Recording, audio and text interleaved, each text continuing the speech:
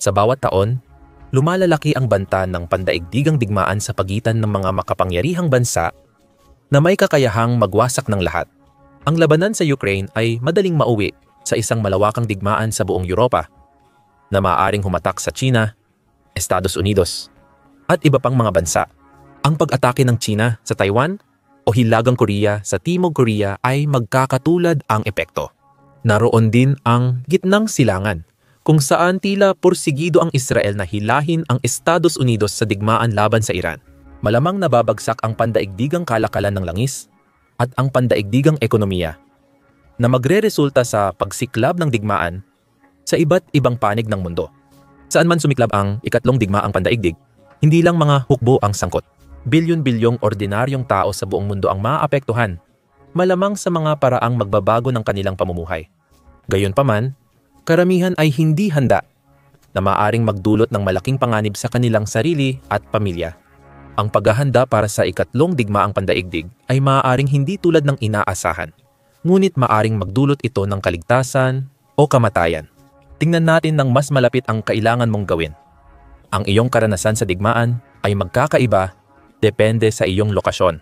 Ang mahuli sa gitna ng isang war zone ay tiyak na mas mahirap kaysa kung ikaw ay nasa isang liblib na isla. Libo-libong milya ang layo mula sa pinakamalapit na labanan. Kahit na ang bansa na kinaroroonan mo ay malayo sa digmaan at hindi direktang kasali rito, hindi maiiwasang maapektuhan ka pa rin. Mayroon talagang 5 pangunahing uri ng banta na kailangan mong paghandaan. Ang una ay ang banta ng isang nuclear na pag-atake. Maging ito man ay isang limitadong pag-atake o isang ganap na digmaang nuclear. Ito ang pinaka hindi malamang sa 5 banta. Ngunit ito rin ang pinakamatindi kung malalantad ka sa isang pagsabog ng nuclear. Kung nasa loob ka ng blast radius, mahirap unawain ang lakas ng pagsabog at init na mararanasan mo. Ang unang pagsabog ay magpapakawala ng fireball na tutupok sa lahat ng bagay sa loob ng milya-milyang paligid. Susunod pagkatapos nito ang fallout radiation. Ang epekto sa iyo ay nakadepende sa laki ng pagsabog at pagkalat ng radiation sa pamamagitan ng hangin. Ang mga banta ay maaaring nasa 100 milya ang layo at tumagal ng mga dekada. Paano ka maghahanda at mababawasan ang epekto nito? Una, maging alerto sa iyong distansya sa mga posibleng target. Kung nakatira ka malapit sa malaking pasilidad militar, importanteng gusali ng gobyerno, istasyon ng kuryente, o pangunahing infrastruktura, nasa panganib ka sa isang gira laban sa agresibong nuclear power, lalo na't malapit ng matalo. Mahalagang magkaroon ng planong lumipat agad sa mas ligtas na lugar kung kinakailangan. Ang bugging out, isang aksyon na pag-uusapan pamamaya. Kung hindi ito posible, pumili ng ligtas na silid, gaya ng basement o pinakagitnang parte ng bahay. Inihanda ito upang maprotektahan at masuportahan ka at ang iyong pamilya mula sa nuclear na pag-atake. Kung hindi man, siguraduhing may mga materyales upang mabilis na maihanda ang ganitong kwarto kung kinakailangan. Kung hindi mo iniinda ang mga kakaibang tingin ng mga kapitbahay mo, maaari mong isaalang-alang ang paggawa ng isang hiwalay na fallout shelter. Marahil ay hinukay sa iyong sariling bakuran para mapatibay ang mga pader at mabawasan ang pagpasok ng radiation. Gamitin ang mga materyales tulad ng kahoy, semento, ladrilyo o buhangin. Pagpasok mo sa iyong ligtas na silid, takpan agad ang lahat ng pinto, bintana at ventilasyon gamit ang duct tape at plastic. Gumamit ng makakapal na kortina para maprotektahan laban sa lumilipad na bubog at iba pang kalat. At pag-isipan mong putulin ang mga punong maaaring mabunot at liparin papunta sa iyong bahay kapag may pagsabog. Tiyaking may sapat kang supply para komportabling manatili sa bahay ng hindi bababa sa 24 na oras. Maaari kang magkubli sa loob ng 1 buwan o higit pa. Depende sa lokasyon at tindi ng radyasyon. Panghuli, mag-stock ng sapat na potassium iodide o potassium iodide tablet. Iodide tablets na tatagal ng 1 buwan. Poprotektahan nito ang iyong thyroid laban sa radioactive iodine poisoning. Bukod sa posibleng pag-iipon ng mamahaling hazmat suit, wala nang masyadong magagawa ang karaniwang tao sakaling magkaroon ng nuclear attack. Kahit hindi maging nuclear ang ikatlong digmaang pandaigdig, kung nasa bansang naglalaban ka, maaapektuhan ka ng epekto ng digmaan. Ito ang pangalawang uri ng banta na kailangan mong paghandaan. Kung nasa Estados Unidos, Australia, o New Zealand ka, hindi ka malamang haharap sa panganib ng pananakop dahil sa kanilang malakas na depensa. at malayo sa ibang bansa. May maliit na panganib na maaaring subukan ng Rusya na atakihin ang Estados Unidos sa pamamagitan ng Alaska. Ang Big Diomede Island sa Rusya at Little Diomede Island sa Estados Unidos ay magkalapit lamang na 24 na milya ang pagitan. Gayunpaman, kailangang maglakbay ng mga Ruso ng halos 1,900 milya sa Alaska at kanlurang Canada para marating ang hangganan ng Estados Unidos. Mababa ang posibilidad niyan. Mas mataas ang panganib ng pananakop kung nasa Europa ka, lalo na sa silangang Europa at maging sa kanluran. Maaaring kailangan mong harapin ang labanan sa iyong lungsod o barangay. Kung nakatira ka sa maliit na bayan o probinsya, maaaring harapin mo ang sapilitang paglikas na ipapatupad ng pamahalaan. Kung may kakayahan ka, isaalang-alang ang voluntaryong paglikas palayo sa direksyon ng papalapit na linya ng labanan. Kung malapit sa linya ng labanan, may posibilidad ng pambobomba ng mga misil at drone. Mas tumataas ang panganib na yan kapag mas malapit ka sa mga pasilidad militar, gusali ng gobyerno, at mahalagang infrastruktura. Tumataas din ang panganib mo kapag malapit ka sa mga air defense system base sa mga nangyari sa Rusya, Ukraine, at Israel kamakailan. Maraming nasirang gusaling sibilyan sa makabagong digmaan ay dulot ng bumabagsak na debris mula sa mga pinabagsak na drone at misil. Pero kahit na ikaw ay libo-libong milya ang layo mula sa isang digmaan sa lupa, halimbawa, kung may digmaan na nagaganap sa Europa o silangang Asya, kung nasa gitnang bahagi ka ng Estados Unidos, posibleng nanganganib ka pa rin sa mga gawaing paninira at terorismo ng kalaban. Kabilang sa ikatlong kategorya ng mga bantang ito, ang mga suicide bomber na sumisabog sa mall, mga bomba sa sasakyan, at mga fanatic na bumabaril sa mga tao gamit ang semi-automatic na rifle. Tatalakayin natin ang mga hakbang na maaari mong gawin para mabawasan ang mga panganib na ito.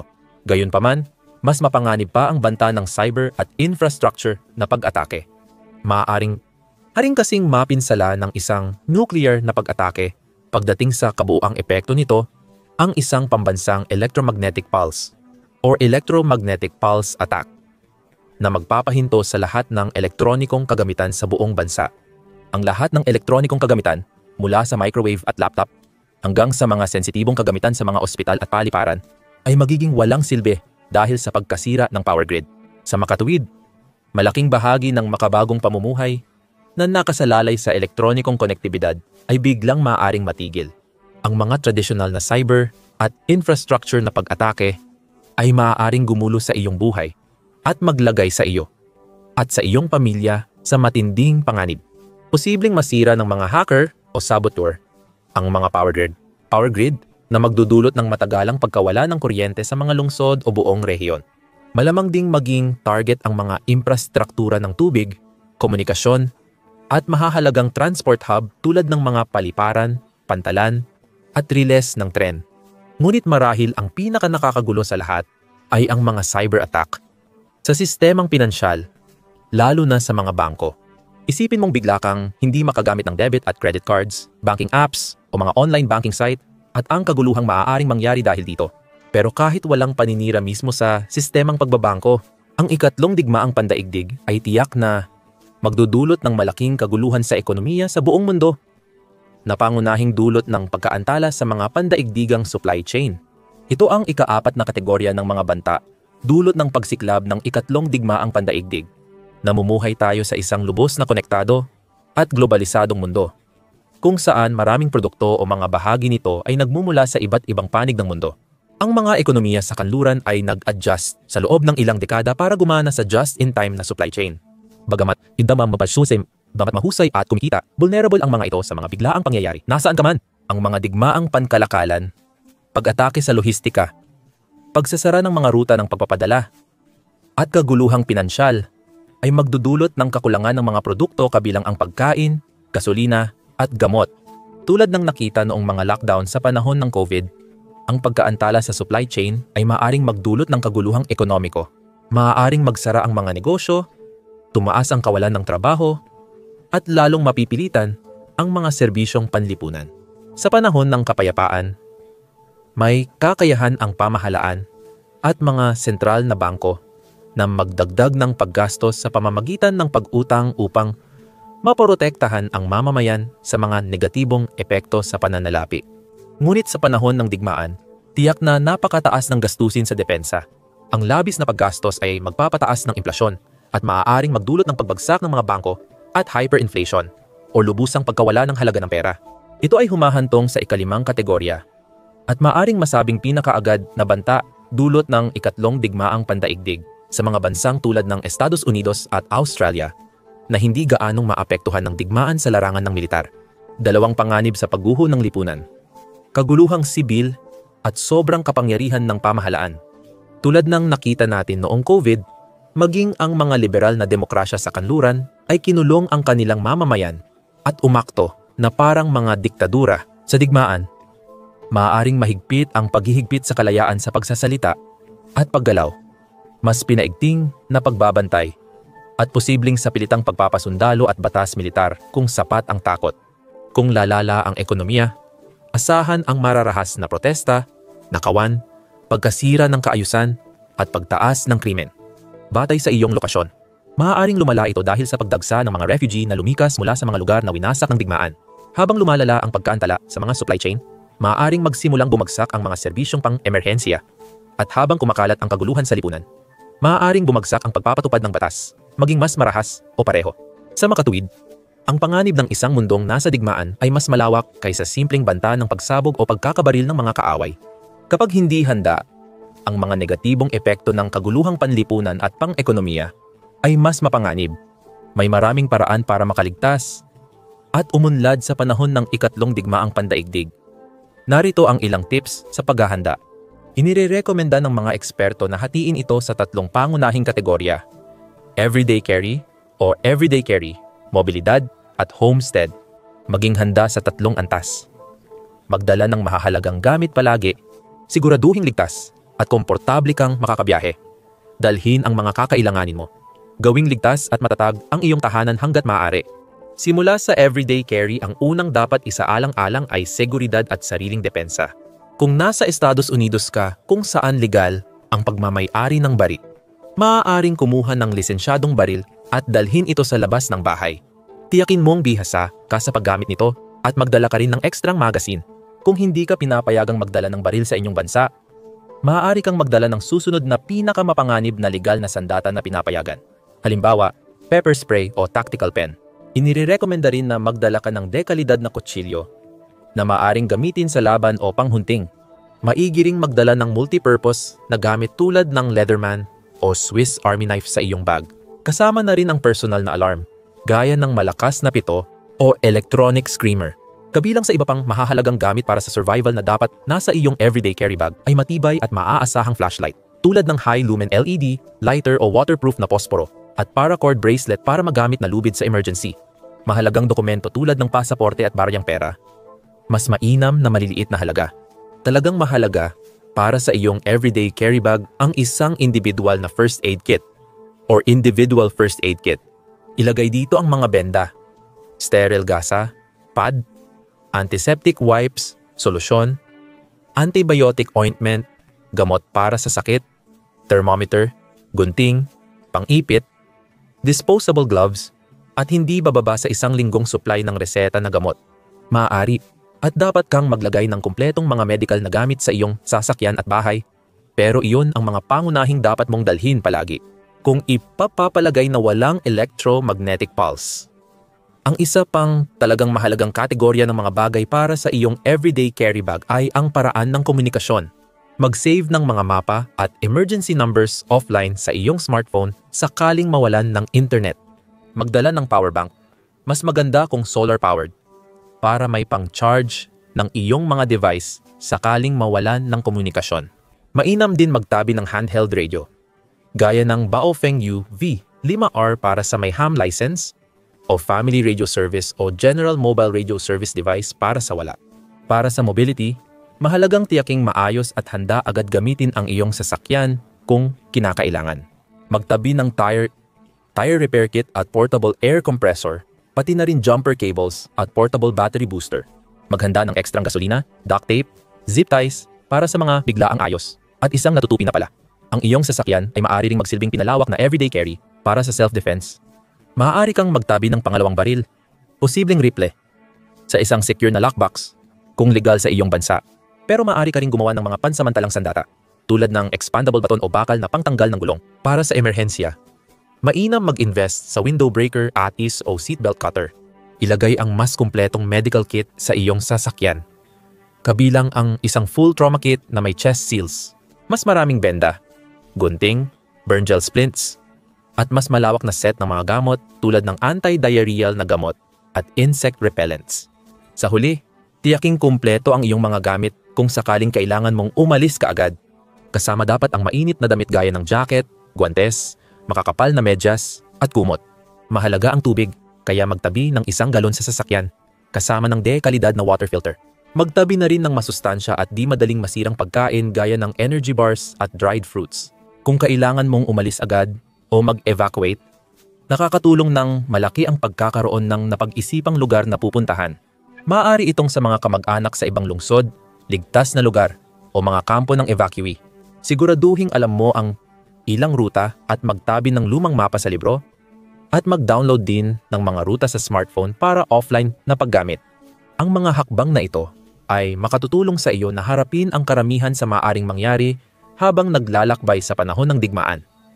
Ngunit paano maghahanda sa tahanan? Marami kang magagawa para matiyak na ang iyong bahay ay parang isang kastilyo sa tunay at kayang ipagtanggol na paraan. Kung ikaw ay nasa Estados Unidos o sa ibang mga bansa kung saan legal ang mga baril, gawing mas matatag ang iyong sarili sa pamamagitan ng pag-iingat ng 1 o 2 rifle tulad ng ARR, 15 o bolt-action na shotgun na laging handa. At siguraduhin mong mahusay kang makakaputok gamit ang mga ito. Kung bawal ang mga baril sa iyong bansa, mag-ingat at matutong gumamit ng pana, air rifle o black powder na baril bilang alternatibo.